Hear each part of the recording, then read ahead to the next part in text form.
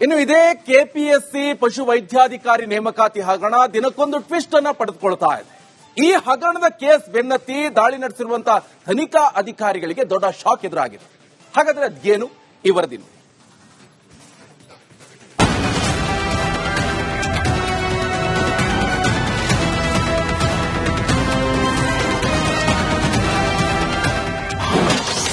KPSC ಕಚೇರಿ ಮೇಲೆ ದಾಳಿ ಮಾಡಿದ ಅಧಿಕಾರಿಗಳಿಗೆ ಶಾಕ್.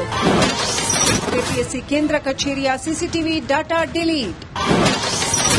OMR ಶೀಟ್ ಸ್ಕ್ಯಾನ್ ಮಾಡಿದ ಹಾರ್ಡ್ ಡಿಸ್ಕ್ ನಾಪತ್ತೆ. ಕೆಪಿಎಸ್ಸಿ ಪಶು ವೈದ್ಯಾಧಿಕಾರಿ ನೇಮಕಾತಿ ಹಗರಣ ದಿನಕ್ಕೊಂದು ತಿರುವು ಪಡೀತಾ ಇದೆ.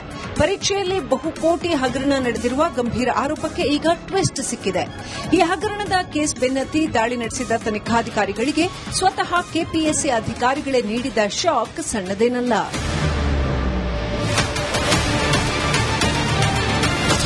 ಪ್ರಶ್ನೆ ಪತ್ರಿಕೆ ಹಾಗೂ OMR ಶೀಟ್ ಇಡುವ ಅತ್ಯಂತ ಭದ್ರತೆಯ ಸ್ಟ್ರಾಂಗ್ ರೂಮ್ನ ಸಿಸಿಟಿವಿ ಡಾಟಾವೇ ಡಿಲೀಟ್ ಆಗಿದೆಯಂತೆ.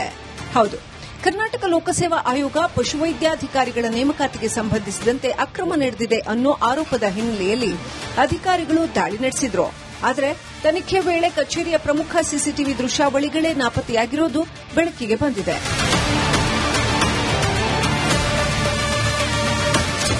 ನಿಯಮಗಳ ಪ್ರಕಾರ ಪರೀಕ್ಷೆ ಪ್ರಾರಂಭವಾಗುವಾಗ ಸ್ಟ್ರಾಂಗ್ ರೂಮ್ ತೆರೆಯುವ ಕ್ಷಣದಿಂದ ಹಿಡಿದು ಪ್ರಶ್ನೆ ಪತ್ರಿಕೆ ಹಾಗೂ OMR ಶೀಟ್ಗಳನ್ನು ಇಡುವವರೆಗೂ 24 ಗಂಟೆಯೂ ಸಿಸಿಟಿವಿ ಕಣ್ಗಾವಲು ಇರಲೇಬೇಕು. ಅಷ್ಟೇ ಅಲ್ಲ, ಪರೀಕ್ಷೆ ಮುಗಿದ ಬಳಿಕ ಎಲ್ಲಾ OMR ಶೀಟ್ಗಳನ್ನು ಸ್ಕ್ಯಾನ್ ಮಾಡಿ ಆ ಸಿಸಿಟಿವಿ ಡಾಟಾವನ್ನು ಕನಿಷ್ಠ 1 ವರ್ಷದವರೆಗೆ ಸುರಕ್ಷಿತವಾಗಿ ಇಟ್ಟುಕೊಳ್ಳೋದು ಕಡ್ಡಾಯ. ಯಾವುದೇ ಆರೋಪ ಅಥವಾ ದೂರುಗಳು ಬರದಿದ್ದಲ್ಲಿ ಮಾತ್ರ ಡಾಟಾ ಡಿಲೀಟ್ ಮಾಡಲು ಅವಕಾಶವಿರುತ್ತದೆ. ಆದರೆ ಕೆಪಿಎಸ್ಸಿ ಅಧಿಕಾರಿಗಳು ಈ ನಿಯಮಗಳನ್ನು ಗಾಳಿಗೆ ತೂರಿದ್ದು 6 ತಿಂಗಳ ಡಾಟಾವನ್ನು ಸಂಗ್ರಹಿಸದೆ ನಿರ್ಲಕ್ಷ್ಯ ವಹಿಸಿದ್ದಾರೆ.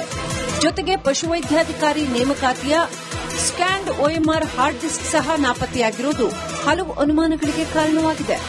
ಸಿಸಿಟಿವಿ ಫುಟೇಜ್ ಈ ಒಂದು ವಾರ್ಡ್ ರೂಮ್ ಅಂದ್ರೆ ಕಂಟ್ರೋಲರ್ ಆಫ್ ಎಕ್ಸಾಮಿನೇಷನ್ ಕಂಟ್ರೋಲ್ ಅಲ್ಲಿ ಇರುತ್ತೆ.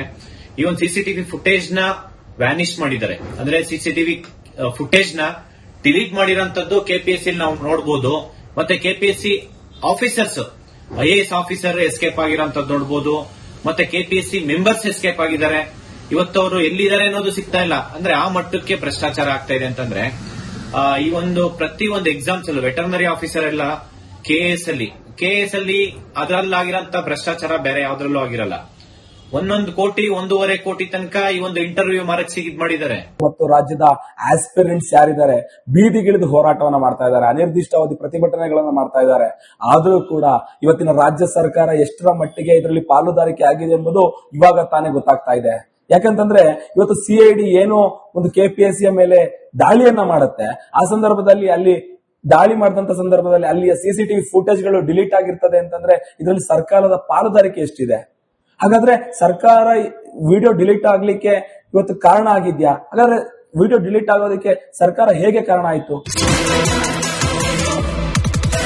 ಪಶು ವೈದ್ಯಾಧಿಕಾರಿ ಹುದ್ದೆಗಳ ನೇಮಕಾತಿಯಲ್ಲಿ ಅಕ್ರಮ ಪ್ರಕರಣ ಸಂಬಂಧ ಕೆಪಿಎಸ್ಸಿ ಮಾಜಿ ಅಧ್ಯಕ್ಷ ಶಿವಶಂಕರಪ್ಪ, ಕೆಪಿಎಸ್ಸಿ ಸದಸ್ಯೆ ಶಾಂತಾ ಹೊಸಮನಿ ಸೇರಿ 10 ಸದಸ್ಯರು 45 ಅಧಿಕಾರಿಗಳು ಸಿಬ್ಬಂದಿಗೂ CID ಆದಾಗಲೇ ನೋಟಿಸ್ ನೀಡಿ ವಿಚಾರಣೆಗೆ ಬರಲು ಸೂಚಿಸಿದೆ. IAS ಅಧಿಕಾರಿ ಜ್ಞಾನೇಂದ್ರ ಕುಮಾರ್ ಮನೆ ಕಚೇರಿಗೂ ನೋಟಿಸ್ ಅಂಟಿಸಲಾಗಿದೆ. ಉತ್ತೀರ್ಣಗೊಂಡ 329 ಅಭ್ಯರ್ಥಿಗಳಿಗೂ ನೋಟಿಸ್ ಜಾರಿ ಮಾಡಲಾಗಿದ್ದು CIDಯಿಂದ ಪ್ರತಿದಿನ ಸುಮಾರು 10 ಅಭ್ಯರ್ಥಿಗಳ ಹೇಳಿಕೆ ದಾಖಲು ನಡೀತಾ ಇದೆ. ಕೈವಾಡ ಯಾರಪ್ಪ ಅಂದ್ರೆ IAS ಆಫೀಸರ್ ಜ್ಞಾನೇಂದ್ರ ಕುಮಾರ್ ಗಂಗ್ವಾರ್ ಅಂತೇಳಿ ಅವ್ರ ಮುಂದಾಳತ್ವದಲ್ಲಿ ಏನಿದೆಯಪ್ಪ ಅಂದ್ರೆ ಪ್ರಶ್ನೆ ಪತ್ರಿಕೆ ರೆಡಿ ಆಗೋದು ಯಾರಪ್ಪ ಅಂದ್ರೆ IAS ಆಫೀಸರ್ ಇಂದ ರೆಡಿ ಆಗ್ತದೆ. IAS ಆಫೀಸರ್ ಮುಂದೆ ಅವ್ರ ಮುಂದೆ ಪ್ರಶ್ನೆ ಪತ್ರಿಕೆ ರೆಡಿ ಆಗೋದು. ಆ ರೆಡಿ ಆಗುವ ಸಮಯದಾಗ ಏನ್ ಮಾಡಿದಾರಪ್ಪ ಅಂದ್ರೆ ಸಿಸಿಟಿವಿ ಫುಟೇಜ್ ಆಫ್ ಮಾಡಿ ಅದನ್ನ ರೆಕಾರ್ಡ್ ಎಲ್ಲ ಡಿಲೀಟ್ ಮಾಡಿ ಅವಾಗ ಕ್ವಶನ್ ಪೇಪರ್ ಏನ್ ಮಾಡಿದಾರಪ್ಪ ರೆಡಿ ಮಾಡಿದಾರೆ. ಅವಾಗ ಕ್ವಶನ್ ಪೇಪರ್ ಏನ್ ಮಾಡಿದಾರಪ್ಪ ರೆಡಿ ಮಾಡಿದಾಗ ಅದೇ ಸಮಯದಲ್ಲಿ ಕ್ವಶನ್ ಪೇಪರ್ ಪ್ರಿಂಟ್ ತೆಗೆದಿದ್ದಾರೆ. ಒಂದು ಎಕ್ಸ್ಟ್ರಾ ಪ್ರಿಂಟ್ ತಗೊಂಡು ಅಭ್ಯರ್ಥಿಗಳಿಗೆ ಕೊಟ್ಟು ಮಾರಾಟ ಮಾಡ್ಕೊಂಡಿದ್ದಾರೆ. ಮಾರಾಟ ಮಾಡ್ಕೊಂಡು ಏನ್ ಮಾಡಿದಾರಪ್ಪ ಅಂದ್ರೆ ಅದು ಸಿಕ್ಕಾಪಟ್ಟೆ ಯಾರಿಗೂ ಗೊತ್ತಾಗಲ್ಲ ಅಂತ ಎಲ್ಲ ಡಿಲೀಟ್ ಮಾಡಿಬಿಟ್ಟಿದ್ದಾರೆ. ಇನ್ನು ಆಯ್ಕೆಯಾದ ಅಭ್ಯರ್ಥಿಗಳ OMR ಪ್ರತಿ ಕೂಡ ಸೀಸ್ ಮಾಡಲಾಗಿದ್ದು 3 ಪರೀಕ್ಷಾ ಕೇಂದ್ರಗಳ ಸಿಸಿಟಿವಿಗಳ DVR ವಶಕ್ಕೆ ಪಡೆದು ಎಲ್ಲವನ್ನೂ FSLಗೆ ಕಳುಹಿಸಲಾಗಿದೆ.